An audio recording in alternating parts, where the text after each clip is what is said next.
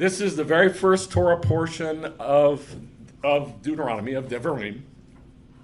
And I had absolutely no idea what the rabbis keyed in on until this year. I've been a believer 42 years, 43 years this year, and I had no idea what the major salient point of that the rabbis all focused on for this Torah portion of Devarim until until a couple days ago. The name of the teaching is Be Your Brother's Keeper. No, it's not. Be your brother's keeper. Be your brother's keeper. Like it's I don't want to say a command, but it's an actual mitzvah to be your brother's keeper. Now, when we were in the book of Bamidbar, I showed you a lot of maps, and I do this. I've done this for the last couple years to try to really make this journey from Mount Sinai all the way up to the plains of Moab, which was not Moab anymore, understandable, to make it understandable, so you can understand what's going on with this trip on the east side of the Jordan. Excuse me just one moment. Any water? No, I have some, thank you. I need this. Right. And I was just wondering. So, I'm just a review. So basically, first, if you need to know where they are, and it's important that you know where they are. So I've got this map here. We've gone over this for the entire book of Bamidbar. So now, down here is Kadesh. And that's where they stayed for 38 years. Then they went up through Moab. And this lighter colored area, it's not as darkly colored as Moab. That used to be Moab. But then Israel took it. They went up through there. They took all that land. Then they went up higher. They took all the Amorite land. They killed they killed Sihon, the giant, and all his people. And then they killed Og and all his people. They took 60 cities. All of this took place on the east side of the Jordan. Then they come back down south a little bit, and they camp here at Baal Peor, which is here, in the plains of what used to be Moab, and they're getting ready to go into the land. And what does Moshe do? He's basically on his deathbed. He does not bless Israel like Jacob did. Or he does just the opposite. He doesn't curse them, he rebukes them. And the entire book of Devarim is that rebuke, the whole book. And it starts today with him rebuking Israel. And this is what the rabbis all key in on, is that he rebuked Israel. Last thing he said was a rebuke to Israel. So we're like, man, that's not very nice. I mean, like, if you're going to rebuke them while they're alive. But he doesn't. He rebukes them he's right before he dies. In fact, this is the day he dies. What's the date? Adar 7. Thank you. It's right here. It's Adar 7. It's Adar 7. It's his birthday and his death day. And they're getting ready to go into the land. So now, if you read all the commentaries of Christians, a few Jews too, they make the same mistake. It's a big, big, big mistake. And they go like this. They read these words.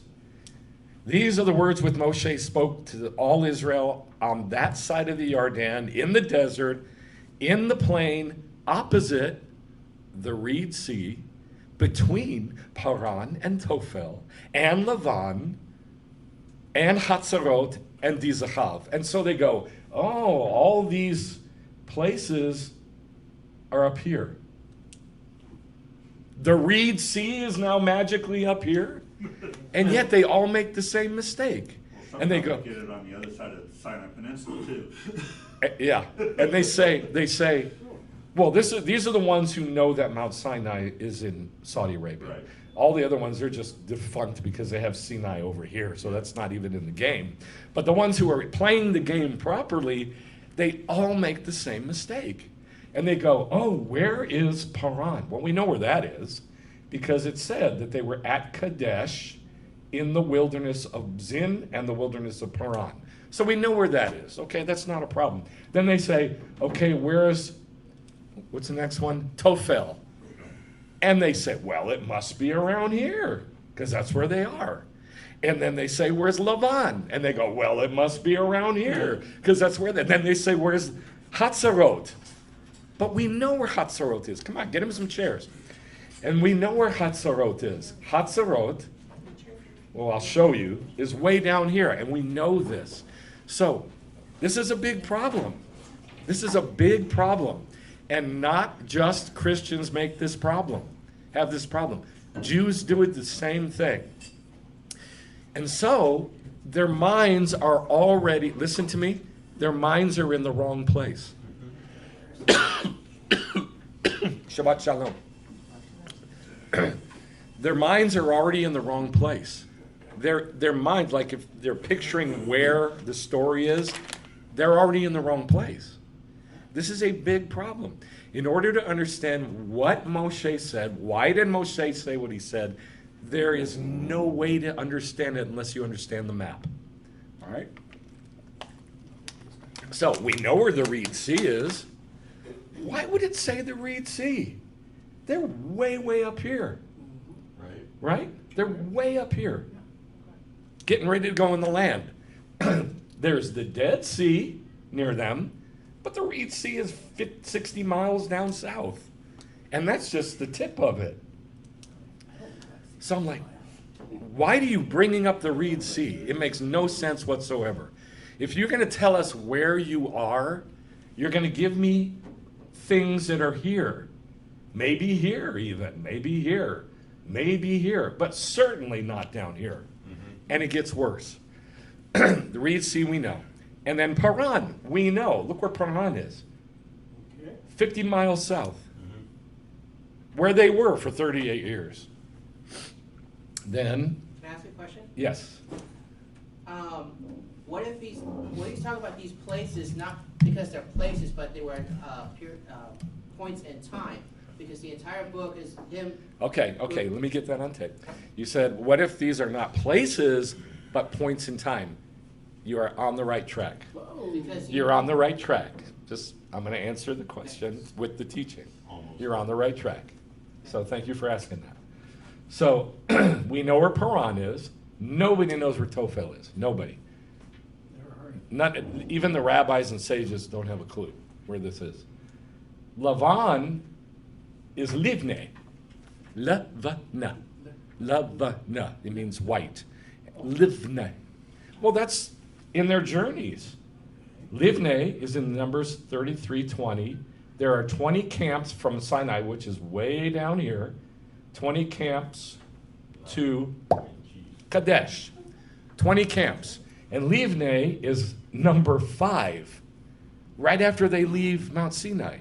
So it's down here somewhere, way down here. And then it says, another one that we know, Hazarot. We know where Hazarot, because that's also listed in Numbers 33:17 in these 20 camps from Sinai to Kadesh. And it's number 2, right after they leave Mount Sinai. So that's even closer to Mount Sinai. So why? If you want to tell me where you are, you're not going to tell me points that are way down here. So obviously it is not a map. Now, this is like a microcosm of the entire Bible.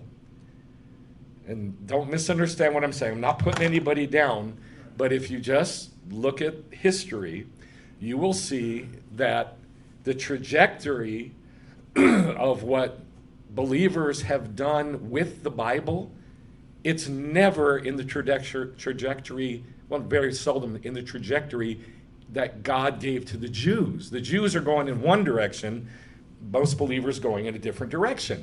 And it's just like this. They're digging in the wrong place. It's just like if you're an archaeologist and you have a map and you're missing some information, you go the wrong place. Now, back in this movie, the Raiders of the Lost Ark, the guy who produced it was Jewish, Steven Spielberg, and he put this in here because this is the Jewish experience for 2,000 years. why won't you guys listen to us? We know what you're missing. No. We know where we're going. We know what to do. We know better. And for 2,000 years, nobody will listen to the Jews. So the trajectory brings them to the wrong spot. And it happens with every single doctrine in the Bible. So this is a microcosm, yes. I was thinking the other day, like even at the Council of Nicaea, when they decided what was going to be the New Testament, they even decided to reorder all the books in the Tanakh. So you were saying that in the Council of Nicaea, when they were deciding what goes in the Bible, they reordered all the books. Yes, they didn't stick with the Jewish order, they changed the order of the books, yeah. We know better than you. So we know better than you. It started from the very beginning, and nothing changed, really. So in the movie, I don't know if you remember, but this Nazi guy, he had tried to pick up the head of the staff of Ra or something like that, and it burned the image into his hand. So then Indy and his friend, I can't remember his name, Salah, they've done all this work to get into the map room. And they're in the map room, or actually it's before they go in the map room, and they see the head of Ra, the head of the staff of Ra, one side of it. And what all the other archaeologists were missing was this, the other side of it. And so they take it to some yogi or something like that, and he says, "It says, take back one kadam to honor the Hebrew God whose staff this is." No, whose ark this is. And so they have the missing information, and it changes where the map is. It changes where to stick the staff of Ra into the map. And all of a sudden, it opens the door for them to find the right place, because everybody else has been digging in the wrong place. Now, why is this important? It's important because if you're looking at the position, like you said, maybe it's not about where they are. You're absolutely right. If you're looking at where they are, you miss the point of what's going on here, which I did for 43 years. And only this year did I figure out, I read these words that Rashi said about Deuteronomy 1:1. I read this, and I went, okay. It just didn't make any sense to me. Now it makes sense. So, let's read this again. These are the words which Moshe spoke to all Israel on that side of the Jordan in the desert, in the plain opposite the Reed Sea. It is not opposite the Reed Sea. Between Paran ain't even close, and Tophel, we don't know where that is, and Lavan, nowhere near us, Hatzerot, nowhere near, and Dizachav, I didn't even say that one, nobody knows where that is. So it's obviously not geographical location. And so this is what Rashi says. Since these are words of rebuke, say what? That's what he keys in on. These are words of rebuke. And he enumerates here all the places where they angered God. That's why he brings them up. Because it's a rebuke. But it's the way he does it that is so important. Therefore, it makes no explicit mention of the incidents, of the sin. All he does is name the places. And they would go, oh yeah, I remember what my dad did there. Yeah. Not me, my dad. I remember what my mom and dad did there. Not me, my mom and dad. Because that generation is the one who did it, not my generation. And they're dead. And the dead, they're all dead. Well, they're not all dead, but most of them are dead. Right. So he doesn't say to them, you did this and you did that. Now I'm going to die. See ya. Which is what most people would do. Right? Yeah. Like, just watch The Godfather and you'll know what I mean. You're going to die. You're going to be murdered, and I hope you die in your blood. See ya. But Moshe doesn't do that. He rebukes them. I don't know how else to say this, but in a Jewish way. Yeah. He rebukes them as a Jew is supposed to rebuke. And by the way, I'm not teaching this because I'm good at it. I'm teaching this because I'm not good at it. I'm teaching this because I was never good at it my whole life. Therefore, it makes no explicit mention of the incidents all their sin, but rather merely alludes to them by mentioning the names of the places out of respect for Israel. Now I'm just learning this in the last, I'd say, 6 years. How to rebuke somebody with respect. I had no clue how to do this. None. If I rebuke somebody, well, I'll talk about it later. So this is what I'm going to say, and this is what the rabbis say. It's a difficult thing to rebuke anyone. Why? Because your ego gets involved, and the person thinks, you're not going to tell me what to do. Who do you think you are? Right? You're going to try to, put pressure on me. You're going to try to tell me what to do. You're going to try to make me go your way. Who are you? I got my own life. I deserve respect. And they're absolutely right. They do deserve respect. So it's hard to rebuke anybody. Anybody. You know this. 90% of the time that you try to correct somebody or rebuke somebody, what happens? They don't hear it. They just don't hear it. It doesn't matter how you do it. They don't hear it. Except it sort of does matter how you do it. It does. Now, it's a difficult thing to rebuke anybody. However, we got a problem. We have to.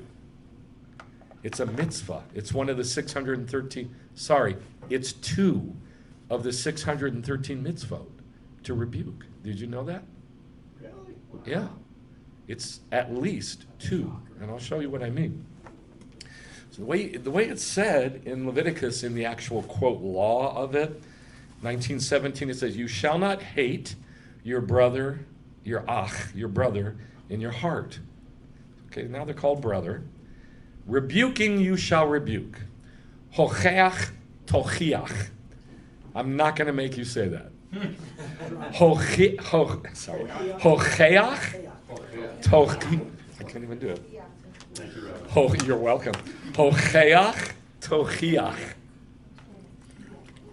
So you can hear the verb in it being repeated twice, right?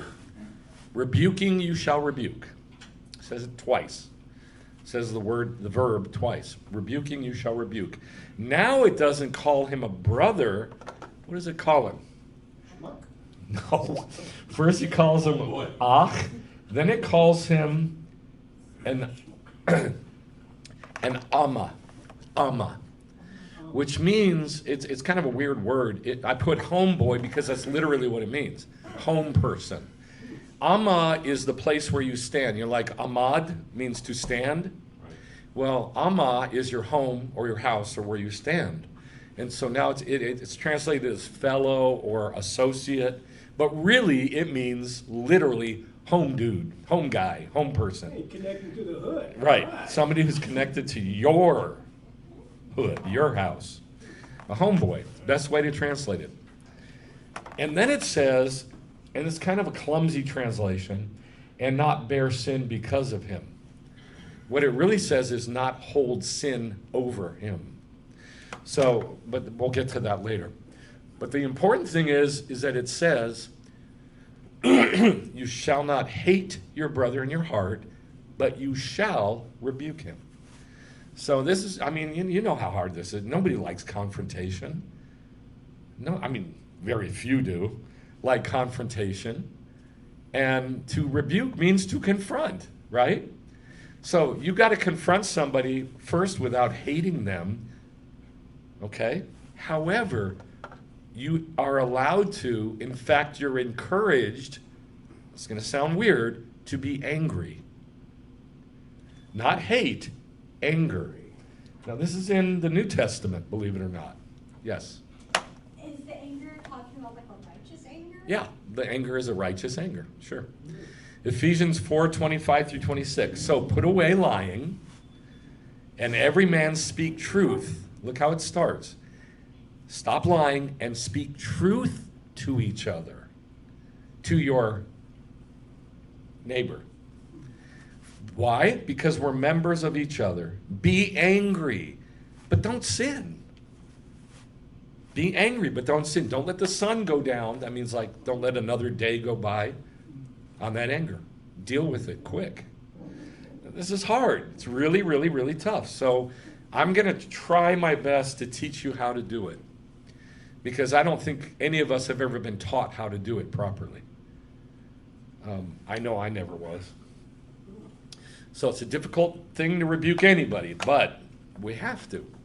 Now, Eileen always quotes this verse. She loves this verse. Proverbs 27:5. Better is open rebuke than love that is concealed. And we used to quote this verse all the time. And then I would start rebuking. And I would rip people to shreds. I didn't know I was. I wasn't trying to. I didn't enjoy doing that. But everybody kept telling me, why are you so mean? I'm not being mean, I'm being honest. I'm rebuking. It's what I have to do. Because nobody ever taught me how. All right. I mean, I'm not trying to make excuses. I'm saying that's why it happened. It's just why it happened. Now, 1 Samuel 2:22 is about Eli. And Eli was the high priest, big fat guy. And he had kids, and the kids were horrible. His priest kids were horrible.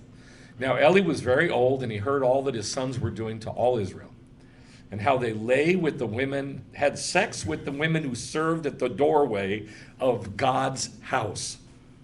Now, I don't know what they were doing at the doorway. They served there. I don't know how they served there, but they served there. And the priest would go have sex with these women in the house, in the tabernacle. And he knew about it. He didn't say anything. For I have told Eli, that I'm about to judge his house forever for this sin, which he knew, because his sons brought a curse on themselves, and he didn't rebuke them. So had Eli rebuked them, maybe they would have listened if he did it right. Maybe they didn't. But at least he would be free from the guilt, right? He wouldn't be held responsible for what they did, but because he kept his mouth shut, and he said, well, I don't want to make them mad. They're my kids. We'll just wait and see what God does. I'm just going to pray, and we'll see what happens. So God judged him forever. Now, Psalm 119, well, here, look up here. It says, I have these titles. This one is, why should we rebuke? I mean, this is how I am. I'm like, okay, why? Why do I have to rebuke, Lord? Why? The bottom line is because God rebukes. Here, God is rebuking Eli. He's telling the prophet, I'm going to rebuke that house, that whole house. But then here in Psalm 119, it's even clearer. It says, you, God, you rebuke the arrogant, the cursed, who wander off the path of your mitzvot. If they're wandering off the path of the mitzvot, what does that mean they were doing before? They were doing the mitzvot, right? Yeah. So these are Jews or Gentiles, doing Judaism, right? So these are righteous people who've wandered off from the derech, and God himself rebukes them. So that's why we're supposed to rebuke, so we can be like God. That's all. We're Jews, we're supposed to be like God, so this is the rationale for it. Doesn't tell us how. This doesn't tell us how to do it, does it? No. All right, so this was my problem. The only thing I ever heard about this matter was, if your brother sins against you, go to him in private. If he doesn't listen, take 2 more with you, because let everything be confirmed by 2 or 3 witnesses. And if he doesn't listen to you, then what do? Take it to the congregation. And if he doesn't listen to you, then let him be to you like I'm not going to finish that sentence, because they never finished that sentence. But that's all I knew. That doesn't tell me how to rebuke. It doesn't tell me anything. So here's the rationale. The rationale is this. If you want to know God and you want to do a life that is like God, you got to be your brother's keeper. You've got to be. Israel is interconnected with one another. Every single Jew is connected, no matter how stupid or gross or ignorant or whatever. Every Jew is connected. If you're a Gentile and you come into God's house, you are now connected with them. And there's nothing you can do about it. And you can't just zip it and keep your mouth shut. You got to receive rebuke, and you got to give rebuke. And I'm going to be as clear as I can about how, because I'm not going to leave you hanging the way I was left hanging. So, Genesis 4, 8 through 9, you know this story. Cain told Hevel, his brother, about God's warning to get your face up, Cain, and if you stop feeling sorry for yourself, everything's going to be okay. Don't do that. God rebuked him. So Cain goes and tells Hevel about it. Think about that. He goes and tells Hevel, you know what God told me? He told me, quit feeling sorry for yourself. Get your head up, lift your head, and do this and do that. And so what happens? It came about when they were in the field that Cain rose up and killed him. Why? God just told him, change your attitude. So he goes in and tells Hevel, you know, God told me to change my attitude. And he kills him. Then the Lord said to Cain, hey, where's Hevel? Cain, I'm talking to you. Where's Hevel, your brother? I don't know. Am I my brother's keeper? And that is really, you know this, that's the attitude of the whole world. And you know it. We all know this. Everybody is disconnected. Everybody is out for themselves. Everybody has no fibers connecting them, except their family, and that's it. That's it. It's me and my gang, and I don't care about anybody else. But in Judaism, we're taught to be our brother's keeper. All right, now this is like the very basic thing about rebuking. It's in the Talmud and Shabbat. This is heavy. Whoever can stop the members of his house from committing a sin, but doesn't. So he can stop them by opening his mouth, but he doesn't, is held responsible for the sins of his house. If he can stop the people of his city from sinning, but he doesn't, he's held responsible for the sins of the city. If he can stop the whole world from sinning, but he doesn't, he's held responsible for the sins of the whole world. Very, very simple. Very simple, like gravity. If you don't rebuke that specific sin, you are then held responsible for, just like Eli. Just like Eli. The sins that he didn't have any part of with his stupid kids. He didn't do that, but he didn't rebuke them to stop it. And so that very sin was put on his head, and it stayed there forever. You get what I'm saying? So this is the very first thing in the Talmud about it. So, be your brother's keeper. But what does that mean? This is what I'm going to be talking about. Identify with them. I'll talk more about what that means. Yes? It's just like in that scripture, I can't remember where, I think it's in Nehemiah, where it talks about, if you are a prophet, basically. Jeremiah. Is it Jeremiah? Is it Jeremiah or Nehemiah? I can't remember. No, it's not The Nehemiah. watchman on the wall? Oh, Jeremiah, the watchman on the wall. Yes. Yeah, and It says if you see an army coming and you don't open your mouth, you're held responsible for what happens to the city. Yes, Right. that's exactly right. I'm thinking maybe it's Ezekiel. Is it Jeremiah or Ezekiel? I think it's Jeremiah. So basically, it's the same thing. You're seeing something that's coming that is destructive, Mhm. and you're not opening your mouth, that is on you. Right. If you see something destructive coming and you don't open your mouth, that sin is on you. Exactly right. But think about what that means. Say you're a watchman on the wall. How are you going to identify with them? With the whole city? Now, this was the magic of Moshe. This was the magic of Moshe. He had to just think about how mind-boggling this is. He had to identify in his heart with 2 million people individually and feel and understand their sin. That's superhuman. That's not possible. But that's what he did. That's what the rabbis say. That's what the sages say, that's what he did. We'll talk more about that. So this is from Maimonides, the one who basically summed up all of Judaism in the 1200s. If one sees his fellow man sinning, one must rebuke him. If he, the sinner, accepts the rebuke, okay, good. If not, he must be rebuked again. What? Even 100 times. Now remember, this is in the 1100s, so Maimonides, what he's doing is he's taking from the Talmud and the Mishnah and the Midrash and all the sages' words and, kind of sticking it together into a clump to say this is the basic rule. This is like gravity. This is the basic thing. If not, he must be rebuked again, even 100 times, until the sinner strikes the rebuker and says, I don't want to hear it anymore.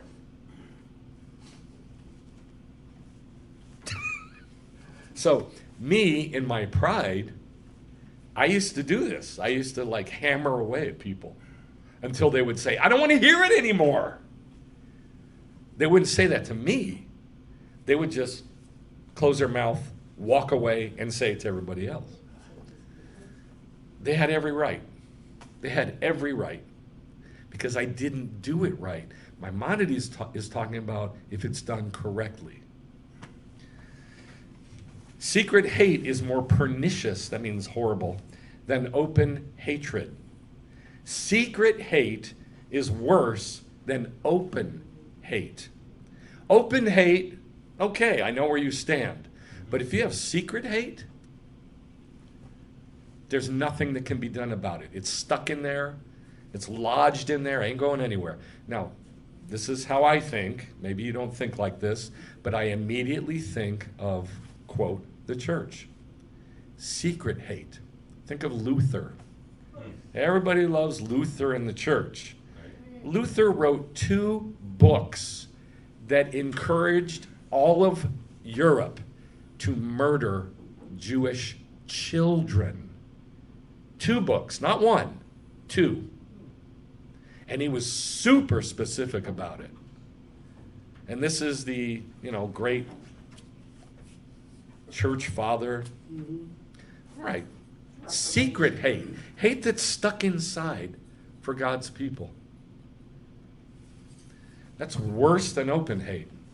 The reason for the prohibition is obvious. Secret hate causes strife, enmity, and informing, tattling, that most odious of traits. That's from 13th century. Oh, and by the way, I'm just giving you, a few. There's thousands of statements throughout Judaism that say the same thing. Thousands. It's deceitful. Yeah, it is deceitful. This is from Moshe Chaim Luzzatto. It is our duty to rebuke when we are likely to be... Now listen to this. And again, he's taking this, culling this from what all the sages said. It is our duty to reprove or rebuke when we are likely to be heated if we do it right. But it's also our duty, in other words, a mitzvah, to not rebuke them if it's likely that we won't be listened to. But that's only if we do it right. So you can't sit back and go, oh, they're not going to listen to me. That's not what this is saying, because that's what everybody wants to do. I want to do that. They're not going to listen to me. Why should I say anything? That's not a rebuke, and that's not the mitzvah of not rebuking. I'll talk more about it. So what it says in that scripture in Leviticus is, you shall not bear sin on his account. What it literally says is, you shall not put sin over him. What it's talking about is in the course of you, while you're rebuking your fellow, don't embarrass him in public. I used to read those words and the back of my neck would get hot. Because every time, I didn't even know about this. I didn't even know about in Judaism that it's a huge sin to embarrass somebody. I didn't know that. I had no idea. So for 13 and a half years while we had the congregation, and before and after, if I rebuke somebody, I didn't think about, so they're being embarrassed, big deal. That'll put pressure on them to do the right thing. And it was brutal, and I would embarrass people. I would belittle them, I didn't, yeah, I'm sure you do. And I'm sorry about it, really. I feel horrible about it. I would belittle them. I'd put pressure on them in front of people. I'd embarrass them. I'd harass them. I'd boss them. I'd lord it over them. It was horrible.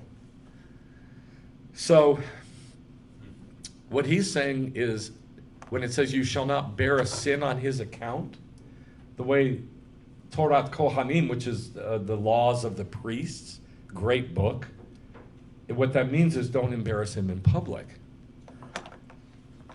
Now, in the Mishnah Torah, again from Maimonides, back to the 1100s, he who rebukes another should administer the rebuke in private. I never knew that. I didn't know Jews said that. I saw Christians doing it because of what Jesus said. But I never knew Jews did that.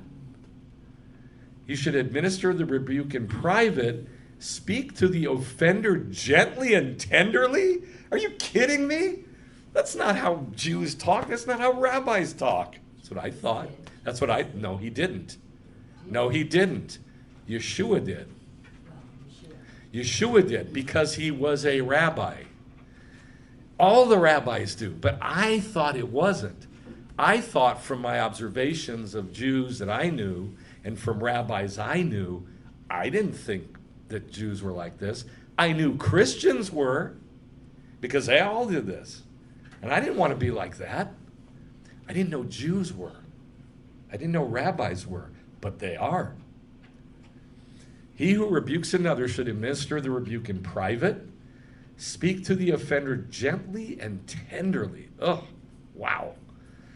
And point out that he's speaking for the wrongdoer's own good. What it goes on to say is that to save him from, so he'll go to the Olam Haba. That's what it says. And that's from Maimonides. So Yeshua said, he said to his Talmidim, it is inevitable that stumbling blocks should come, but woe to him through whom they come. Watch yourself. Watch yourself. You better check yourself. If your brother sins, rebuke him. You better check. What? Why does he start rebuking somebody else with check yourself? Because you need to do it for the right reasons. No, because you got to rebuke yourself first, Right. which I'll show you. That's what the rabbis say. He's saying exactly what the rabbis say. Check yourself. You better go rebuke that person. I'll show you what I mean. And if he repents, forgive him. And if he sins against you 7 times a day, what did Maimonides say? How many times a day? 100. 7 times a day, and returns you 7 times, saying in Teshuvah, I repent. Okay, forgive him. All right. That's cool. So here is the final result of if you can do a rebuke. And by the way, there's 3 parts to rebuke, and in the Talmud it says nobody knows how to do any of them. Number one rabbi says, I swear by the offerings in the temple, nobody knows how to receive a rebuke. And then the next sage goes, I swear by the temple, nobody knows how to give a rebuke. And then another sage says, I swear by the temple, nobody knows how to do this process at all. Because nobody knows how to rebuke or how to receive a rebuke. Nobody knows how to do it. And this was in the 1st century when they said this. So not a whole lot has changed. Rabbi Yosef, but to those who rebuke the sinner will be delight, and a good blessing will come on them. To the one who rebukes the sinner will be delight, and a blessing will come on them. Isn't that a trip? So if you can learn how to rebuke properly, that's what comes. That's pretty cool. Delight, and a good blessing. If you can learn how to rebuke, at least decently, I guess. Now, Rabbi Jose said this. A love without rebuke is no love. A love that doesn't contain or is not based on or doesn't include rebuke, that ain't love. Sorry. It's just not love. Resh Lachish said, rebuke leads to shalom. And a shalom where there's no rebuke, that's not shalom. Think about that. When we think of shalom, what do we think of? A lack, peace, but what is it? A lack of strife, a lack of arguments, right? A lack of confrontation, a lack of anything that rocks the boat. That's shalom. Just chill. That ain't shalom. Shalom must include rebuke. Now, this is especially important for a marriage. A marriage, Eileen rebukes me all the time, every day. Every day, 3, 4, 5, 6, 7, 8, 9, 10, 12 times a day. Every day. It's my responsibility to do something about it. She has no responsibility. She's a mirror. And a mirror is just a mirror. It can't change. It can't do anything but what it does. It is a mirror. And it reflects back what's in the mirror. So a woman, she bears no responsibility for the rebuke. The man has all the responsibility because the rebuke is coming, and this is what men do not understand ever, that women naturally know how to rebuke. It just comes naturally. Men don't have a clue. And so when I get rebuked 5, 6, 7, 8, 10, 12 times a day, it takes everything in me to not fight back. Everything. It's just such an internal fight. Yeah, but you're not going to tell me what to do. And my ego gets involved. Yeah, but what about your sins? What about what you do? You do the same thing. I just saw you do it yesterday. Et cetera, et cetera, et cetera. It goes on and on and on and on. And it never ends. But in those times that I'm able to just zip it and take the rebuke and then go off and pray, things get better. Things get better. And then shalom comes. Then shalom comes. Not in the middle of the rebuke, afterwards. That's what he's talking about. The shalom comes after because of the rebuke. Shalom, where there's been no rebuke, is no shalom, especially with a man and a woman. Yes? At the very first part of that, In the very first Rabbi book. Jose says. A love without reproof Basically, is it's no love. that same proverb. A loud rebuke is better than silent love. Yes. Yeah, exactly. And that's what brings the shalom, and that's what brings the love, the ahava. All right, so let's go back to the portion. I read this and I get mad. So Moshe's talking to a bunch of, young people because their moms and dads have died.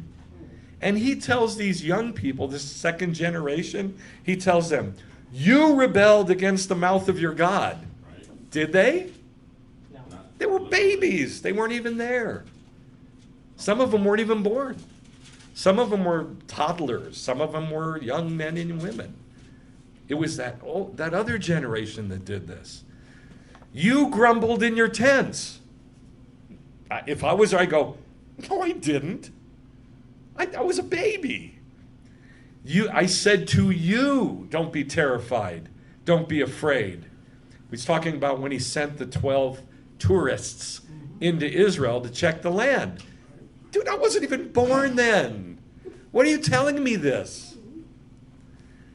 Don't be terrified. Don't be afraid. Your God who is going before you will fight for you just like your God did for you in Egypt. I wasn't born when you all were in Egypt. I wasn't even born yet. In spite of this, you didn't trust in your God. Sorry, I can't take that rebuke. It's not me. And when God heard what you said, I didn't say it, that was my great-grandfather. God was angry and solemnly swore that no one from this evil generation, see, it's that evil generation, see, it's not me, shall see the good land I swore to give your ancestors. Why do you keep saying me? It's not me. And because of you, God became angry with me also and said, you shall not enter it. So this is the rebuke. This rebuke goes to all of Israel. And all of Deuteronomy is this rebuke. And it goes on and on and on and on like this for chapter after chapter after chapter, where he says, you. It wasn't them. So what does that tell us? What does that tell us? All of Israel's counted as one? Exactly. All of Israel is counted as one. We're all knit together. We are all supposed to be our brother's keeper. We're all knit together. We're one. I don't know what you're saying. One man. One man. We're all one man, right? We're all one man. So, I mean, if I was there, I know me, I'd be going, that wasn't me, that wasn't me. But if I could stop to go, wait a minute, he's not just talking to my dead dad, he's talking to me and my kids and their kids and their kids and their kids and their kids. All of Israel is one. And that's why all of Israel received this rebuke. It's for all of us. It's for all of us. So, this is just bizarre. Be your brother's keeper. Identify with them. Moses was a magic man. He did something nobody until Yeshua has ever done. And that's the way it says it in Isaiah 53, to feel the infirmities of your people. That's what it says in Isaiah. You feel the infirmities of your people. Now this is going to really, I mean, if you never thought about this, it's going to blow your mind, because it's going to open up your ability, I think, to really relate to people better. I know it is with me. That's what's happening with me. So this is what Rabbi Eli Friedman says, and look at the name of the article. Isn't that nice and simple? How we rebuke. How we rebuke. I wish somebody had taught me this. The tochecha from Moshe, means the rebuke from Moshe, is related to people's lack of faith in God. Moses, seemingly coming from a place of love, he's worried that if they continue to grumble and fear and fail to have faith, then it won't end well for Israel. In other words, he's worried about them. He's concerned. Especially without Moshe to have their backs, as, you know, they're about to go in the land. He's going to die that day. So he's worried about this. Moshe knows he will no longer be there to help his people, and so this final speech, this final rebuke, is an act of love. And this is what the rabbis say, that he could feel and affiliate and identify with every single sin that will ever or could ever be committed, which is why the Torah covers every single possible sin. Now, people who are believers don't know this. They think, okay, there's 10 commandments and there's a whole bunch of laws. But the truth is that the 613 mitzvot cover every possible variation of murder and stealing and lust and greed and everything else, every other sin. Like if somebody murdered using a cat, and they come to Moshe and they say, Moshe, we have a case. Levi murdered Yonatan. How did he murder him? He murdered him with a cat. What do we do? He could associate with every single possible sin. And this is hard, because if you can't associate, listen to what I'm saying. If you can't associate with every permutation, every different kind of sin, you end up judging instead of rebuking. And there's no way around it. There's just no way around it. We judge everybody for everything. Why? Because we're not rebuking them properly. Right? What else can you do but judge? That's not what Moshe would have done. He would have tried to somehow understand it and then rebuke. And it's hard to do. I'm not saying I can do it. I can't. I immediately judge. I love judging. Judging is that's my thing, baby. Lashon Hara is my thing. But, I'm trying to learn a different way. So here's a bunch of, if you want to look at these as rules, look at them as rules. I don't care if it helps you. I look at these as the most amazing pictures to help me understand a rebuke. Remember, we're starting with this. You shall not hate your brother in your heart. Rebuking you shall rebuke your fellow associate, your amma, your homeboy, and not hold sin over him. Now, the Baal Shem Tov, the founder of Hasidic Judaism, said this. It's amazing. He said the Hebrew verb tochecha, repeated twice, implies that before rebuking your neighbor, what do? Rebuke yourself. Check yourself. Right. Check yourself. That's why it said check yourself. That's why Yeshua said check yourself, rebuke. Because you got to check yourself first. You got to rebuke you first before you rebuke. Make sense? Now, this comes from the Baal Shem Tov, the founder of Hasidic Judaism, not from Christ our Savior. You see what I'm saying? Yeah. When everything Yeshua said, without exception, came organically out of Judaism. And so, Baal Shem Tov said the same thing. So here's some rules, if you like. Number 1, someone who sees his friend who sinned or who is walking in a bad path, it is a mitzvah to return him to good. And this kind of freaked me out, it's a mitzvah to know that he is sinning in his evil ways. Isn't that weird?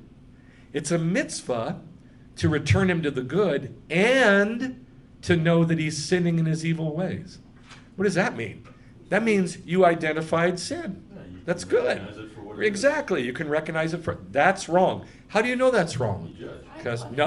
Because the Torah has shown me that it's wrong. It's the wrong picture.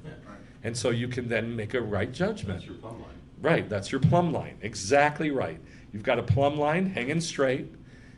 If it doesn't hang straight and it's crooked, you can go, hey, that's crooked. All right, that's pretty cool. As it is written, you shall surely rebuke your friend. Next one. Now, what it's going to do is it's going to build concept on top of concept. So it gets more and more complicated. Number 2, the biblical mitzvah of rebuke still applies today. How do we know that?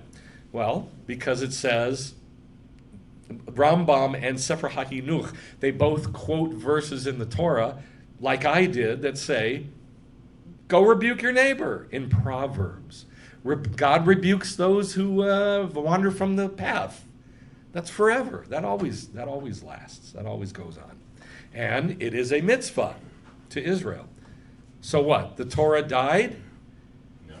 Christ did away with the Torah, so it's no longer here.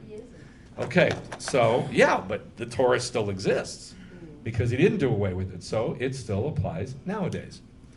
So we have even more understanding of what that means as believers, that Yeshua did not do away with the Torah. It still applies today. 3, one who rebukes a friend must rebuke him privately and gently. I'm telling you guys, this freaks me out. It freaks me out. Never embarrass him, and must tell him that he's only rebuking him for his own good to save him. That one freaks me out, man. That's going to be hard for me. Because you know what I've been doing for the last 2-3 years? I'm not going to say anything. Because you used to do it wrong. Because I used to do it wrong. Exactly. And so I just backed off and said, okay, I won't say anything. Nobody hears me anyway. So that's why I never rebuke you guys. The only one I've gotten close to rebuking is poor Chris. Wax on, wax off. Right.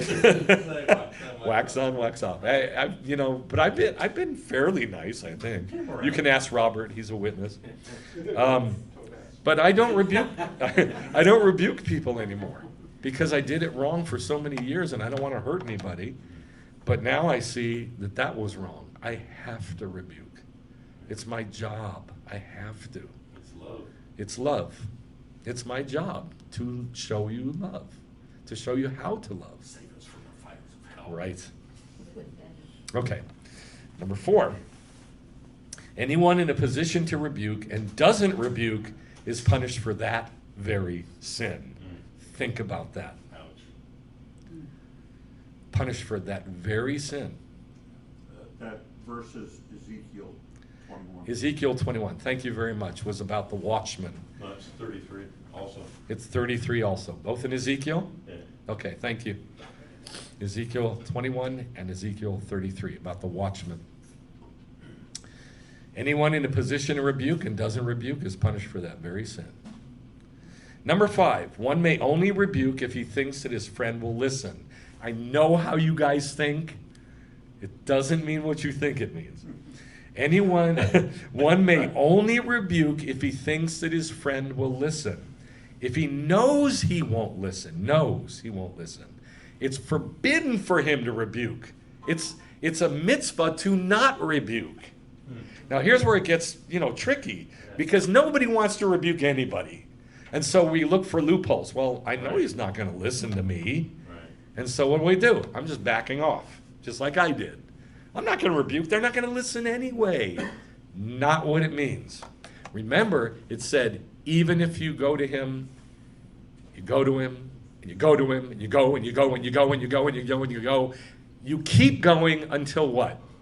He repents. No, until he says, I don't want to hear it anymore. And strikes you. And strikes you. Well, actually, the sages say, right when he's about to strike you. You don't have to go that far, but yes, until he's ready to strike you, to shut you up. So you have to balance those two against one another. So I read that and I'm like, okay, well, how do I balance that one against the other? Number 6, it helps to figure this out. If one sees a person sin unintentionally, because those are the only sins that can be repented of. Intentional sin cannot be repented of, ever, for any reason. If one sees a person sin unintentionally and knows that he won't listen to rebuke, if the sin isn't explicit in Torah, that's the first thing, one shouldn't rebuke that person. Some sages say, here's the second thing, one should rebuke a person only if he's familiar with him. And this is the bottom line of the teaching. Identify with them. If you can't identify with them, if you're not knit with them, zip it. You have no right to speak. But if you can feel something and you can sort of identify with them, then you are obligated to rebuke. And if they don't accept it, you did your job, right? You did what you can do. Yes. When you say like identify with them, like with the rebukes and stuff, like would work be considered identifying with them? Because, No, work is not identifying with somebody. I'll say more about it. I'm going to explain it more, so you'll get what I'm saying. But work is exact opposite. Number 7. The mitzvah of rebuke does not apply to a person who has rejected the yoke of the Torah. So I just taught you about the yoke of the Torah a few weeks ago, yes? Yes. And you know what the yoke of the Torah is. It's doing the mitzvot. It's the yoke of heaven. It's the yoke of the kingdom. It is doing Judaism. Now, if somebody's not doing that, they're not even in the same game. They're not even in the ballpark. So what do you have? Keep your mouth shut. It's their life. Don't be arrogant and think, you need to do what I do. You need to live like I live. You need to come do Judaism because I do Judaism. Who do you think you are? I mean, it's their deal. If they don't want to do it, they're not going to do it. And if they're not doing it, and they don't want to do it, you're not interconnected with them unless they're a Jew. Now, if they're a Jew and they're not doing it, they don't want to do it, you are interconnected with them. But you have no right to rebuke them because they're not in the game. But you are interconnected with them. And maybe that interconnectedness with them will somehow open them up. Maybe. But that's not a given. It's not a given. Going back to number 4. You want to go back to number 4? Right. Go ahead. We even have laws on the books about, I'm sorry, what? there's even laws on the books about people being complicit in a crime even though they didn't actually commit it. Yes, there's laws on the books that say that somebody's complicit in the crime, even though they didn't commit the crime, if they kept their mouth shut, or if they witnessed it, if they knew about it and they didn't say anything, they didn't go to authorities, etc. They didn't, I hate this word so much, I hate it, snitch. Yeah. They call it accessory to the fact. Yes. Right. If they didn't snitch, they are then held responsible. Now, the reason I'm bringing this up is because I have taught 17 years in middle school, and they use this word every day. I say, did you see what that guy did? I'm not going to snitch. I said, if you're a witness, you have to speak. Right. And that's what the administration holds them responsible for. If you saw it, they don't ever say you have to speak. They just put the pressure on them. What did you see? Talk to me. If you see it, say something. I've got the phone. I'm going to call your mom or whatever else they do. But I can't do that. So I hate that word snitch. It's just wrong. It's wrong. If you're a witness, if you say something, you're obligated to say something. But the trick is, how do you say it? Right. How do you say it? So, got to be your brother's keeper. Now, this is all I ever heard. This passage here in Matthew 18, does it sound like be your brother's keeper? In other words, identify with them. If your brother sins, go and show him his fault in private. If he listens to you, you've won your brother. But if he doesn't listen to you, take 2 or 3 witnesses with you so that by the mouth of 2 or 3 witnesses, everything is established.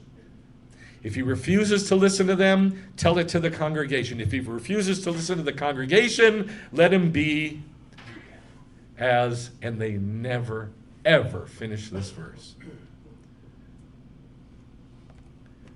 as a Gentile. Right. Let him be as a Gentile to you. Like heathen. So they'll never quote that because most of them are Gentiles. And they don't want to be identified with the bad guy in the verse, Right. which is ridiculous, but that's what happened. And this is all I ever heard about rebuking.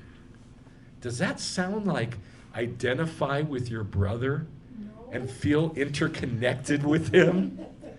Not It's like they're bullying. Doesn't it? Poking at him, poking at him. Bullying, cajoling, pressure. I came up with as many adjectives as I could. Repeating over and over and over and using the ammo. I heard this so many times from believers.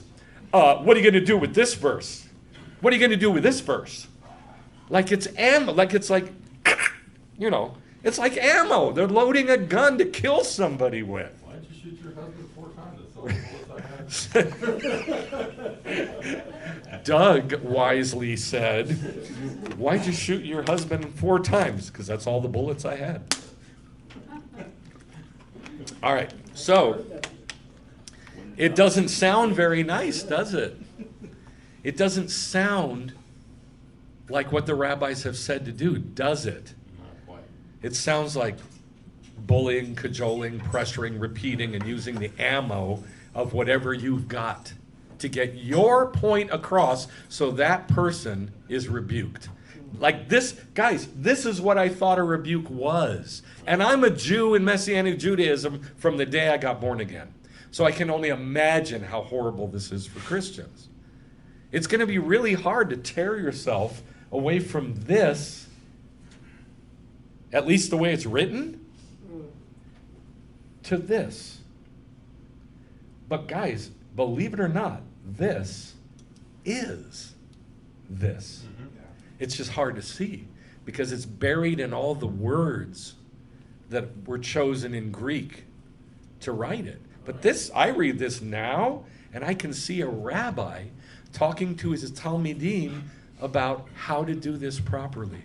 And it's always with that one word, respect. You have to have all of that Respect. as a foundation. Respect. I mean, let me show you what I mean. I won't go through the whole thing, but I'll come down here. If he refuses to listen to even the guys that you take with you that love and care about this fellow Jew, tell it to the congregation. How? We need to pray. My heart is breaking for Shmuley because we've tried to talk with him about this situation, guys, and he doesn't want to hear. And we've really tried. And our heart is breaking. And then he won't even listen to the congregation because now you got 8-10 Jews going and saying, from different passages in the Mishnah and the Talmud and the Torah and different passages in the Tanakh and trying to help the guy, and he still won't listen. And everybody's doing it in love, gently, kindly, and he still won't listen. Then let him be to you as a Gentile. What are Jews supposed to do with Gentiles?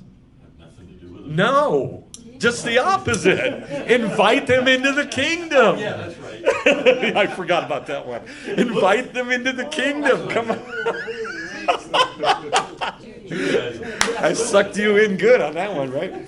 So it's like, okay, now he's like a Gentile. Now we got to start all over from scratch. Shmuley. One that wants more bullets.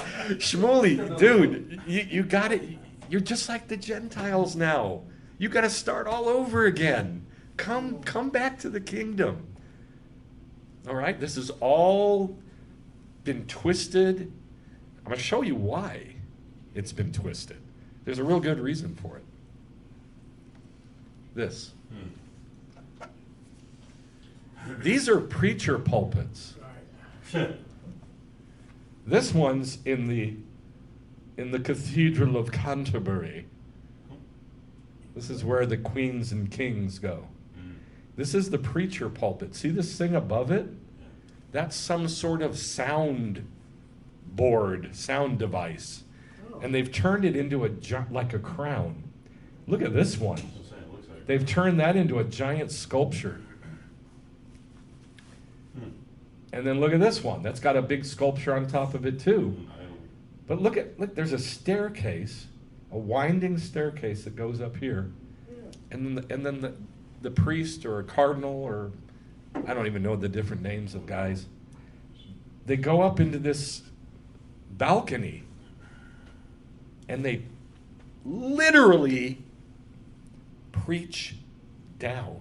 Yeah. Literally preach down. Talk down to you.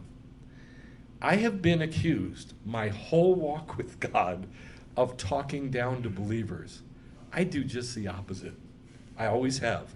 I get down in the mud with them as best I can.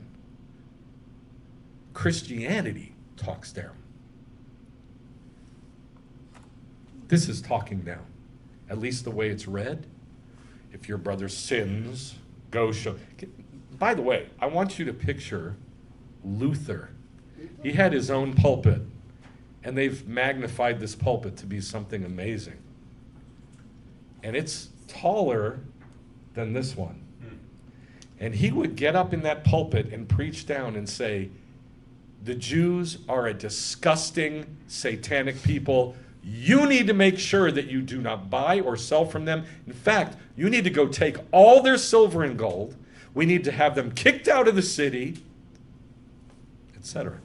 And would he preach down to his people? And this has been going on for 2,000 years, basically. And why? Because if you don't do this, look what your alternative is. Am I my brother's keeper? You need to do this. But Jews don't do this. Jews are their brother's keepers. We are interrelated one with the other. So we can't be above anybody. We're the lowest of the low. And so, it's just the opposite in Judaism.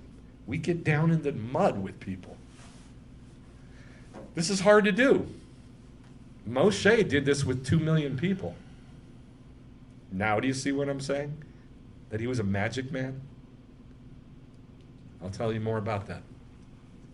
So here's what Rashi says again. Since these are words of rebuke, Moshe enumerates here all the places that they angered God, and he merely alludes to them out of respect for Israel. Even after all the sins that they did, he's still showing them respect. Now this is from Midrash Rabbah, Devarim. It's the very, very first thing that is said about the book of Devarim. The rebukes which Israelites received from Moshe would seem to have been more appropriately given by Bilam. Yeah. Remember, they just finished with Bilam. Yeah. What happened to Bilam after he left? After Bilam left, what happened to him? Anybody know? Okay, counseled the Midianites. Yes, he counseled the Midianite women to He got come. killed. But what happened to Bilam afterwards? He got killed. How did he get killed? When Israel attacked Midian. Right. When Israel then later attacked Midian, very good, Bilam was there. Well, it said he went back home. Back home is 200 miles north. How did he end up back down in Midian? He came back. He came back, and then Israel killed him and killed all the Jews who got involved with the Midianite women. So, when Bilam was, it was said, come curse Israel, come curse Israel. And so he says, blessing, blessing, blessing, blessing, blessing. And he blessed Israel 6 times. Why did he bless Israel? He's a wizard. He's a demon-possessed wizard. So the Jews say, it seems more appropriate that the rebuke should have been given by Bilam, because Bilam's blessings would, it seems, have been more fittingly uttered by Moshe. But the admonition, if it had come from Bilam, would have had no effect on Israel, who would naturally have concluded that they were the result of his hatred. He hates us anyway. Right. Of course he's rebuking us. What else would you expect? What else would he do? He's going to rebuke Israel. He hates Israel. You got Arafat up there rebuking us. It's just a given. He hates Israel. But Moshe's rebuke, if again Moshe had spoken those blessings and words of praise, others would have belittled them as coming from the warm friendship of the warm-hearted Moshe. You're just saying that because you love us. You're our family. You're saying that because you're our family. You love us because you're our family. But Moshe's rebukes could not have failed to be laid to heart by Israel, coming from such a tried friend. And Bilam's blessings could by no means be construed by others as coming from love for the chosen people. So that's why Moshe gave the rebuke, not Bilam.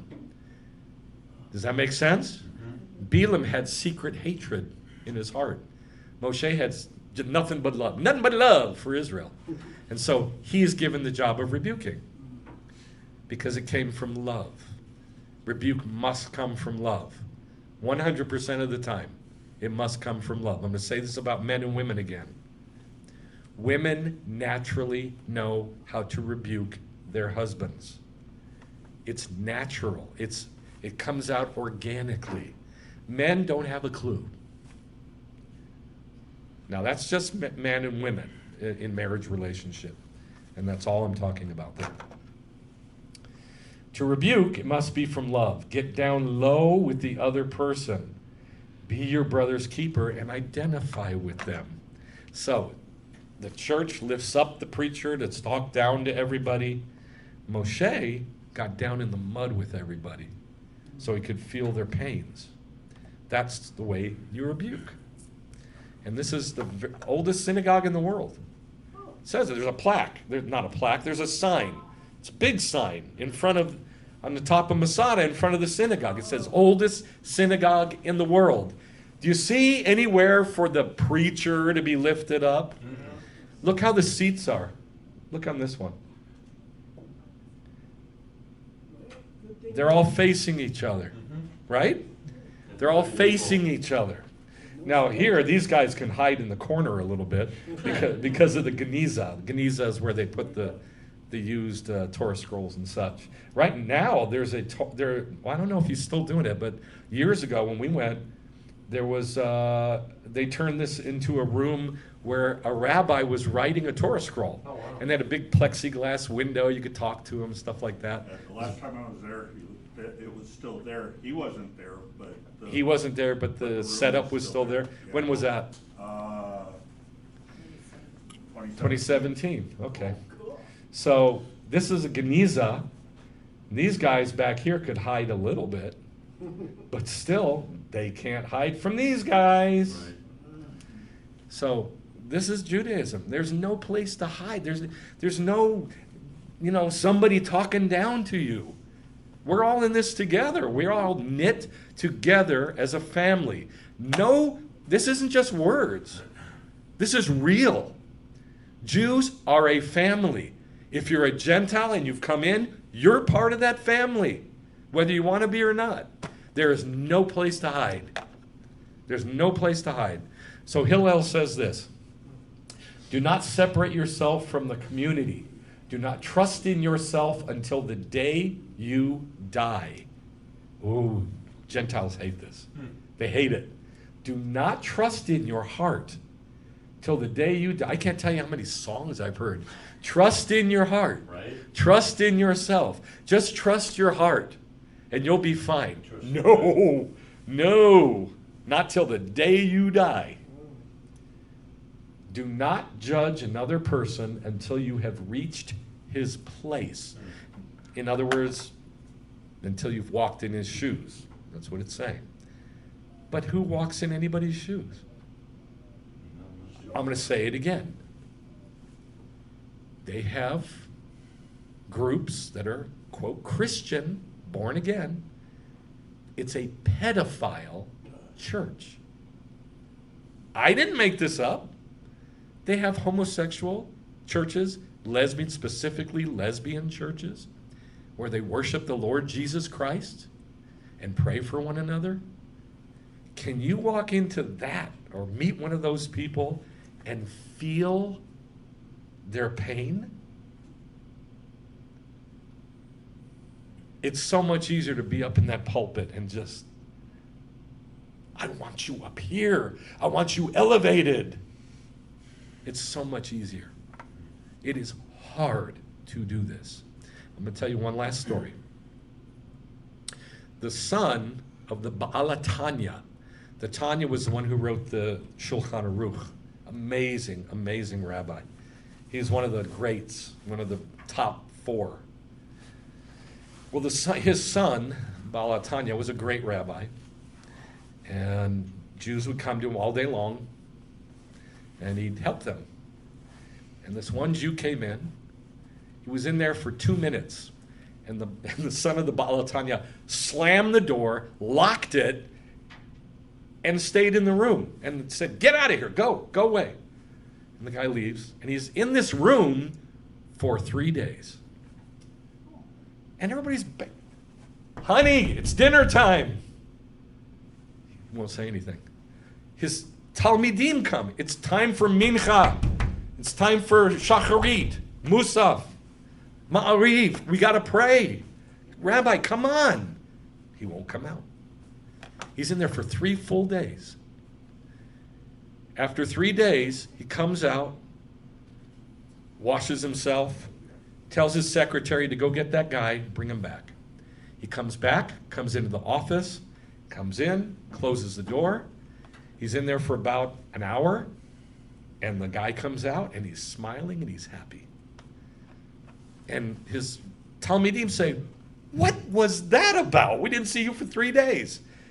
He says, this Shloimi, you know him, he came to me, and he told me about a horrible, horrible sin. Horrible. Just, mind-blowing. And he's asking for a tikkun, a rectification. What do I do for my sin? What do I do to fix the sin? And all I could do is throw him out. And so I fasted and prayed for 3 days until, listen to this, until I felt his heart and why he would commit this sin. And then I knew the rectification. So I called him back. I spoke to him, gave him a tikkun. We're fine. And it started with him rebuking Shloimi or whoever, because he felt the interconnectedness with Shloimi, and he got down in the mud with him, and he could imagine, I could imagine me doing that. But it took him 3 days to get there, to climb down and get in the mud. Eileen and I have done this many times, where our first reaction is, oh my God, how? And then after a while of talking with the person, we start imagining, I could do that too. I could do that. It's been a long, long time since we've done that, since we lost the congregation. But I'm starting to feel now that God is pulling me back to be more interconnected and to stop, just being back and keeping my mouth shut so I don't push. Who am I going to push away? There ain't nobody here. What do I got to lose? There ain't nobody here. I'm going to push you away, 3 people? Who cares? Chris. Yes, Chris. No, it's not going nowhere. Yes. I keep thinking that the way you identify with a person is to always have your sin in your face. Mm-hmm. And you identify because not so much that you're going, oh. Got to have your sin in your face, your own sin. You've got to be able to constantly look at your sin. Mm-hmm. Constantly look at your sin, at what you're doing. Without guilt. Without guilt, exactly. Look at it, I've done this, I'm doing this, I'm whatever. So that you, not that all. Honey, I have to get this on tape. Okay, get what you got. That's it? No, you've got to You- just be able to place yourself there by being able to look at your own Yes, stuff. you got to look at your own stuff. Check yourself. My sin is ever before me, as David I said. like this better. Okay. Yeah, my sin is ever before me. We like that. But this is better because it came up twice. Check yourself and then rebuke. That's why it says tochecha twice.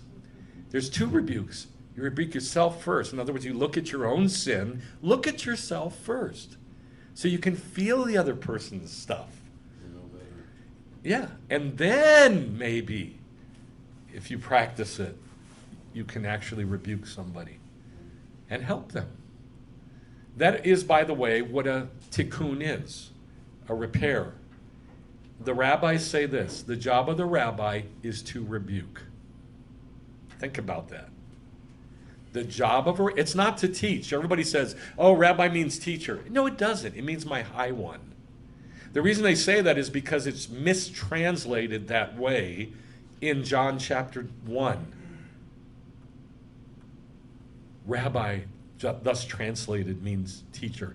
No, it doesn't. Rav means high. Ravi means my high one. Personal. And the rabbis say that the job of a rabbi is to rebuke. In other words, to get down in the mud with you and rebuke. So I'm telling you right now, I'm putting it on tape. Get ready. No. I was afraid you might take it like that. Get ready. No. I'm putting this on tape that I am taking responsibility. You don't have to do anything. This has nothing to do with you. This is me. It's kind of like a vow. All right? So don't be scared. This has nothing to, I'm not going to do anything to you. This is me saying, I am going to get closer. I'm going to get closer. I'm going to start opening my mouth and caring more. That's what I'm saying. Okay? I'm going to try to get back to this, which I absolutely love. I love panim el panim, face to face. I love it. So, let's pray. Lord, thank you for Moshe, who modeled this craziness of rebuke. And I thank you for the sages that you spoke to and who helped make it understandable how to rebuke. And I ask, Father, that you would knit this congregation together. And all the people who are watching, I ask that you knit them together with us. And that you would move by your Holy Spirit. And that you would knit together your believers with Israel. And they'd begin to see how interconnected we are. And that we're not separated. I thank you for your Ruach HaKodesh and your Torah, which are one. And ask that your Ruach HaKodesh would speak to us through your Torah. Thank you, Abba, for Shabbat. Amen. Let's stand for the Aleinu.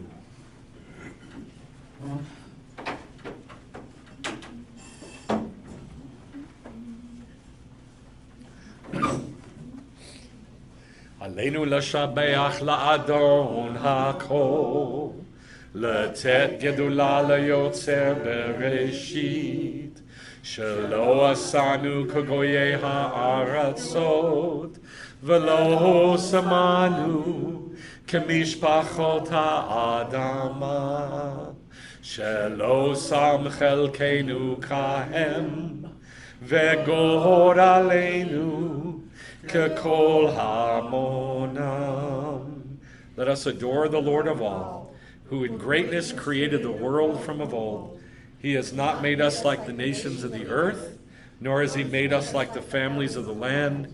He has not made our destiny like theirs, or cast our lot with all of them. Va'anachnu korim umishtachavim umodim lifnei melech malachei hamalachim hakadosh baruch hu. And we bend the knee and bow in worship and give thanks to the King of Kings, the Holy One. Blessed is he, the one who spread out the heavens and established the earth. Your majesty is in the heavens, and your mighty presence is in the highest heights. Hu Eloheinu ein od, emet malkeinu efes zulato. He is our God, there is nothing else. Our God is truth, nothing else compares. As it is written in your Torah, know this day and take it to heart that Adonai is God in the heavens above and on the earth below. Ein od, there is nothing else. Therefore we put our hope in you, Jehovah our God, to soon see your majestic glory, that you would remove all idols from the earth and completely cut off all false gods, perfecting the world in the kingdom of the Lord, when all mankind will call on your name and all the wicked of the earth will turn to you. Together, let all on earth acknowledge that to you every knee must bend and every tongue swear loyalty, and may all take upon themselves the yoke of your kingdom, and may you reign over them soon and forever, as it is written, Adonai yimloch le'olam va'ed. The Lord will reign forever and ever, as it is said in your Torah. V'ne'emar v'haya Adonai le'melech al kol ha'aretz. B'yom hahu, yiyeh Adonai echad. U'shemo